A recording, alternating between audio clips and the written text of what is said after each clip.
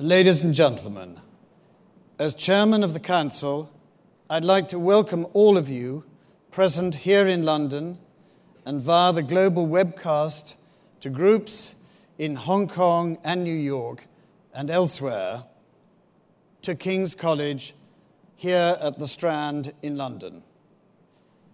Today is a historic occasion for King's as we launch our largest ever fundraising campaign. So it's now my pleasure to ask David Dimbleby to chair the event. It's a great pleasure to be here today and to add my welcome. Universities like King's, apart from educating generation after generation of young students, of course, like the alumni who are with us today, have a vital role to play in focusing on some of those issues and in searching for solutions to them. We'll first be hearing from Sir Robert Worcester, who is one of the world's top, indeed one might say the world's top, he'd like that, opinion pollster, about what different parts of the world see as the most urgent challenges their countries and their societies face. We covered 8 countries across 6 continents, a spread across the world in developing countries and developed countries, in all parts and continents that we could find. So when we draw up an average, the economy and poverty are statistically speaking about the same, averaging across the 8 nations, followed by 4 really that are clustered together: overpopulation, global warming, war and terrorism, and pollution. And then you have education in the 3rd grouping, cancer and aging, and then the others down below. Now to pick those and pick, for instance, cancer, and you look at it by country, you see that in Australia, well, let's take Great Britain since I'm speaking from Great Britain, with apologies to Hong Kong and to New York. But if you take cancer specifically, 23% of the British public have said this is an important issue. So it's 1 person in 4 who has picked one of the 2 or 3 most important issues in this country, the issue of cancer. Thanks very much, Bob. That was terrific. King's is determined that this university will make a difference, and that is just a template of some of the problems from which they are going to choose the subjects that they want to focus on. Let's hear from some alumni of King's, some researchers, and some students with their take on King's College and its work. King's is well placed, both in terms of its location and in terms of its reputation, to attract quality people to its research laboratories and departments. I think the money that we are trying to raise for King's is well directed. We are a force in these areas. We live in a diverse, growing, internationalised world. We live in a globalised world, and that excites me.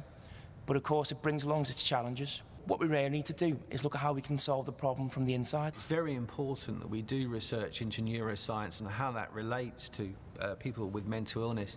Until you begin to understand what happens in the mind of somebody like myself, which part of my mind produces the auditory hallucinations, what happens at the molecular or biochemical level, until you really understand what goes on in the mind, you can't begin to develop more targeted medication. My area of interest, for example, was looking at the way different proteins communicate with each other, interact with each other. So with the sort of funding that will be available through the campaign, it will definitely encourage more clinicians like myself to come out of the clinical arena. I think one of the things we're trying to do with this campaign is really change the way that the public perceive giving to universities. So I think historically it's very much been about give to your alma mater, you benefited from your degree, therefore you should give back so that the next generation can benefit in the way that you did. And that is important, and it's really important to King's. But what universities do is so much more than that. Now, what we're going to do next is to hear from 3 top academics here. Professor Shitij Kapur is Dean of the Institute of Psychiatry at King's, Professor of Schizophrenia, Imaging and Therapeutics. Dr. Funmi Olonisakin is Director of Conflict Security and Development Group at King's and Director of the African Leadership Centre in Nairobi. And Professor Peter Parker is Head of the Cancer Division and Deputy Director of the Integrated Cancer Centre. And of course, Sir Robert Worcester, you've met already. Now, we've had various questions put in. How can academia help provide practical solutions to terrorism? The first is research, which is what we do well here at King's College London. Researching into the root causes of terrorism, for example, helps to counter the narratives that sustain terrorism in society and can help to challenge the common stereotypes and assumptions about terrorism. And that takes me to the second role that academia plays. That second role, and that is something we do very well at King's, is that as a matter of practice, we interact with society at large, the body of practitioners, the body of policymakers, and regional and international actors, the United Nations, African Union, European Union, the Economic Community of West African States. We interact in a very robust way. Knowing that cancer kills over 7 million people worldwide every year, why should the world care about cancer? Peter Parker. Thank you. 7 million is a huge human toll. In fact, if we don't improve treatments, it's going to be more than 10 million by 2020. So this is a really substantial impact on society. 1 in 3 individuals in this country will be diagnosed with cancer, and that is a huge impact then on us and our society, and that is true worldwide. But at a personal level, I think it really motivates all of us. It motivates us in terms of caring. It motivates us in terms of wanting to drive improvements in therapeutics. And it motivates us, I hope, in terms of our friends and supporters in helping us do and drive the agenda of cancer and improving cancer treatments that we will push out through our research. What more could we be doing to work together to help eradicate the problems associated with an ageing population? Perhaps you could define the problems and also tell us a bit about what King's is doing about them. Well, aging is an age-old problem. We're not out to eradicate that. What we do want to actually do is see how we can deal with it better. And I think what we've done over the last century is learned how to deal with the aging body better. We used to live an average of 55. Fortunately, on average, most of us will now live beyond 80. What we've not prepared for is what to do with the aging brain and the aging mind. So I could easily see through the work that we've done and also some other people, in the next 5 or 10 years, we could have tests that would help identify those who are at high risk. Now, it's no good telling people they're at high risk if you can't then help them do something about it. So we've been focusing on brain imaging to see that if we combine brain imaging with paper and pencil tests, can you monitor the onset of dementia before it becomes really evident clinically? Thank you very much. There's one former student who'd like to be here today, one of many alumni from King's who have influence and who spread the knowledge they acquired here across the world, the Most Reverend Archbishop Desmond Tutu. I am so very proud of this place and of the work it has done and will continue to do. I have great hope for the future. We can find peaceful solutions to ongoing confrontations. We can find a cure to the worst illnesses, and we can support the needs of an aging population. I have seen for myself how the African Leadership Center provides just one example of the way King's translates its world-class research into practical solutions that work on the ground. So I am incredibly excited about the World Questions King's Answers campaign.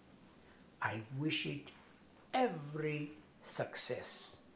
Well, finally, to tell us a little bit more about how King's hopes in Tutu's words, to step up to the plate, the man who's been principal of the college and professor of social history for the past 6 years and is now its president, Rick Trainor.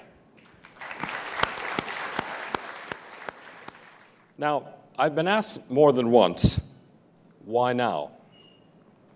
Why launch a fundraising campaign for £500 million now? Well, hearing the weighty issues debated this afternoon, it's sobering to consider the scale of the challenges that the world faces. It's also humbling to witness the huge talent and energy of our colleagues who are willing to undertake this work. So I hope you'll agree with me that the reason we must launch World Questions, King's Answers now is simple. Our researchers and academics need help in order to make a major contribution to some of the big problems that people are concerned about around the world. This campaign unites the whole college in a belief that now is the time for universities like ours. This is a key time for our sector to make the case for what we can achieve, the great contribution we are making to society.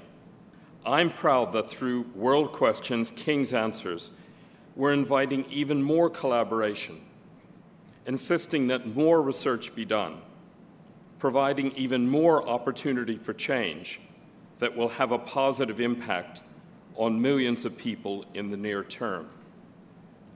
This is a campaign focusing on a series of main problems, but addressing the whole spectrum of interests that the college is concerned with. We're proud that, as the chairman indicated in his remarks, Sir John Major has agreed to serve as chair of the World Questions, King's Answers campaign board. I'm delighted to chair this campaign.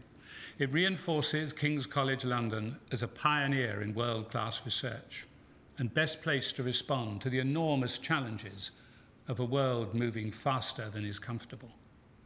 This campaign's vital, not just for King's, but for many millions around the world. King's health research will help those battling with cancer or caring for a loved one, perhaps with Alzheimer's or Parkinson's. Their policy work, our campaign, will benefit those living in poverty or those suffering the effects of war.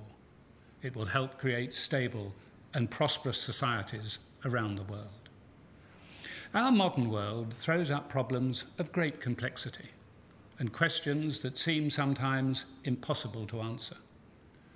The easy option is to leave the most challenging issues for others to address. Easy, but wrong. In their own areas of expertise, King's is determined to remain at the forefront of research that will not only benefit and enrich our own lives, but those of our children and our children's children. So I hope that you'll be as inspired as I am by the work of King's and join with me in supporting our World Questions, King's Answers campaign. Thank you.